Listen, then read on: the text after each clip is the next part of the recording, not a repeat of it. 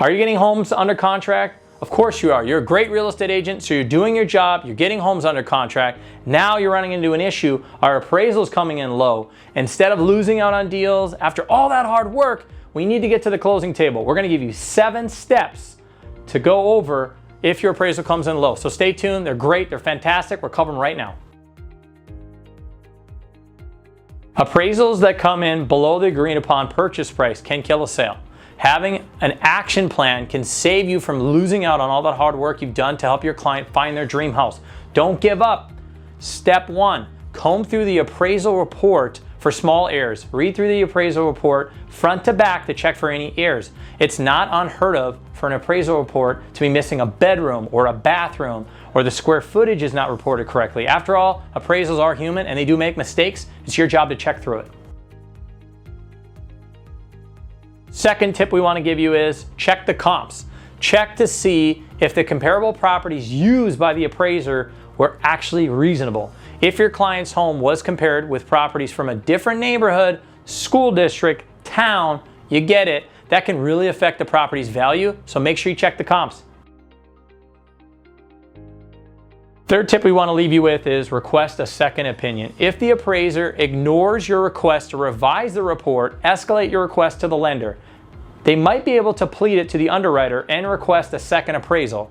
If the second appraisal supports your claims, the lender is much more likely to consider disregarding the first appraisal, throwing it out, and accepting the second opinion. Remember, the lender is trying to figure out what the value of the house is, not what the client paid for, so they're looking out for the best interest, which is the lender themselves. Tip 4, renegotiate the sales price. A low appraisal is a lose-lose situation. If the sellers have leeway, meaning equity, or the bank agrees, they might consent to reduce the price or complete some needed work to close the deal. Tip number 5, help close the gap. When trying to negotiate a price reduction, talk to your clients about increasing their down payment to help the sellers close that valuation gap. Some buyers will refuse to do this because they feel like they're overpaying for the property.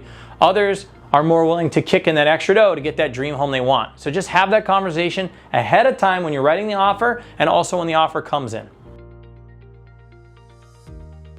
Tip number 6, change lender divisions. Many experienced local mortgage brokerages work for companies that also have a banking division. What that means is the process might be different for the client if there's a low appraisal and they have a way to work around it. So ask your client's mortgage broker if their office has a banking division to help with that low appraisal. All right, tip number 7, the final one, you made it to the end.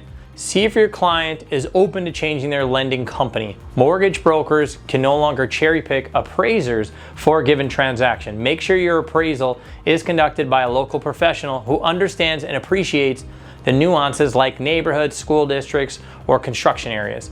If you feel that a property your client is interested in is worth the higher price than what it appraised at, then you can talk to your lender about overcoming the appraisal hurdles, and it doesn't stop them from getting into their dream house. I'm Kobe Sway with Inspiring Agent. Thanks for stopping by. Subscribe, like. I'll see you in the future.